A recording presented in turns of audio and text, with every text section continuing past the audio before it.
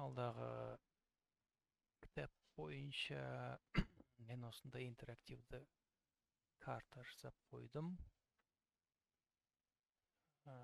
Жоқ шамамен бір күндей уақыт кетті бұл картаға. Біз клубтағы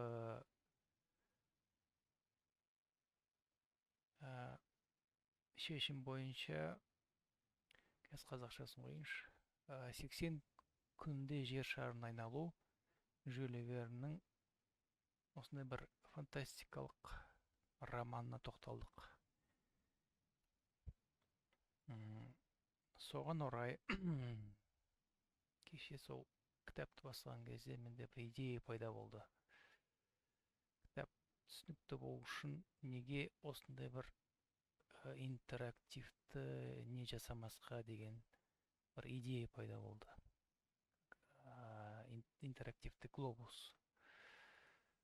Так, мұны мен жақындамай тұр.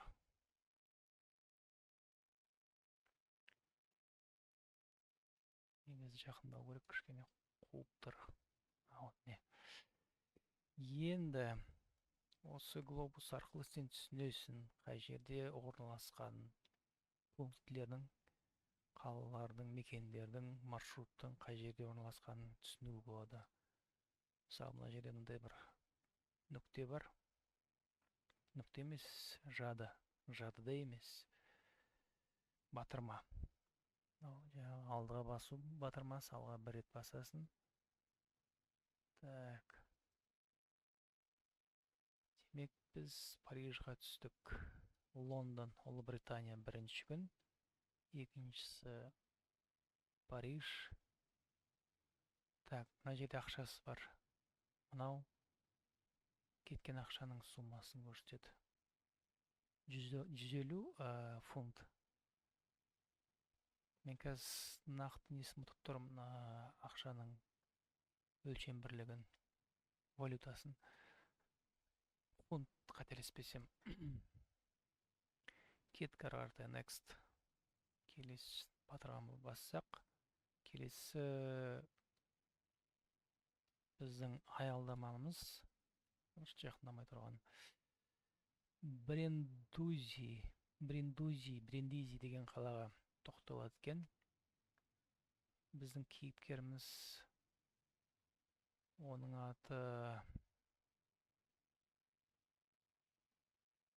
ұмытып қалмадым, Филис Фог. Және оның көмекшісі паспорту. Демек, бұлар неге жақындаған кезде Италияның қаласында 5 күн өтеді, $350 ақша кетеді. Мына баған нені білдіреді? Уақытты. Мынау паспортудың сағаты, мынау жергілікті уақыт. Мынау негізі дұрыс уақыт. Оң жағындағы сағаттың көрсеткіші. Сол жағында ол дұрыс емес. Себебі паспорту сағат тілін бұрып отырмаған. Артқа қаратай, алдыға жүрсе, онда 1 сағат артқа қаратай шегеруге керек. Сондықтан бұның сағат дұрыс емес. Жергілікті уақыт лондондық уақытымен 1 сағат. Мына жерде бәрі түсіндірмесі жазылған. Енді мына жерде шағын информация. Оң жақтағы панель. Мына жерден мысалы несін оқуға болады. Сол бөлімнің кітабын дейікші. Мәтінін. Енді ары қаратай. Мына жерде күнделік. Бұл кімнің басты кейіпкер? Филис Фогтың күнделігі. Мынау кітапшасы. Мына жерде не жазылған? Бухгалтерлік есеп счеттары. Есеп шығындары. Мынау енді жазғандары өзінің. 6 қазан. Бриндизи. Франция мен Италияның теміржол арқылы өтетін бағыт уақытындағы аяқталды деген сияқты. Мынау өзінің қолхаты. Осы жерден жаңа күнделігін оқи аласыз. Так, мынаны білмеймін, не кнопка. Мына көрмеппін. Романның шешімі 80 күн парадоксы. Енді мына жерде информация. Бірінші 1 градус үшін 4 минут. Неліктен паспорту құпияны ашуға көмектесті. Мұны тағы бір зерттеу керек. Так, мынау шартты белгілер. Знактар ғой, символдары. Ұмытып қалдым атын. Мына кеме, пакет-бот деген хатты таситын бұрынғы кемелер. Тура уақытысында баратын, жеткізіп беретін бір кемелер болған. Ол қазір ғана хат таситын машинамен салыстыруға болады. Оны білмеймін қазір қалай атайтын. Мынау пілдің таңбасы, мынау желкенді шана, өсіп кете береді. Енді мына пункттер жайлы айтатын болсам, мынау сызық. Егер мына сызық жол сызығы сізге бір іш пыстырарлық сызық ретінде көрінсе, онда сіз мынаған баса аласыз пункттерге. Онда осындай пункттер болып көрсетіп тұрады сізге. Бұл жақсы. Мына батырма нені білдіреді? Атауларды алып тастауға болады, егер атаулар кедергі жасаса. Так. Енді тағы не бар айтылмаған? Нәрді дыбыс бар айтпақшы. Мынау егер дауыс шығып тұрса, естіп тұрсаңыз, бұл сағаттың дыбысы. Мысалы, келесі бізде не? Суэц каналы, 9-ші күн. Мына батырмаға басайық. Осындай дыбыс шықты. Келесі қандай? Йемен қаласы.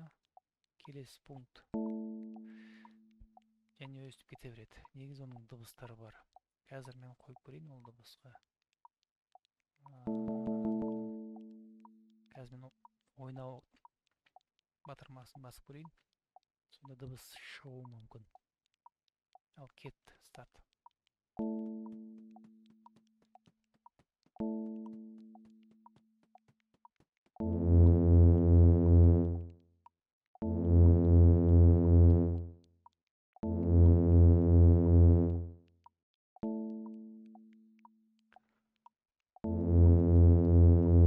Бұл кеменің дыбысы.